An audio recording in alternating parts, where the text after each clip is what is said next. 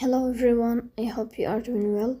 Today we will talk about how to fix or how to solve the problem of permissions on Fitbit. We click on settings.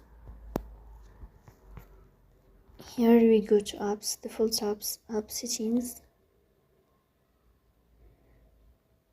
In this list we search about Fitbit. Then we click on first stop and we click OK. Here you will enter to storage.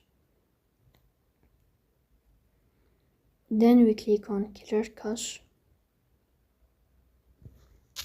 In the end you will turn off your phone and you will wait a moment to restart your phone again to fix that problem. So that's all. Don't forget to support us by like and subscribe. See you next time.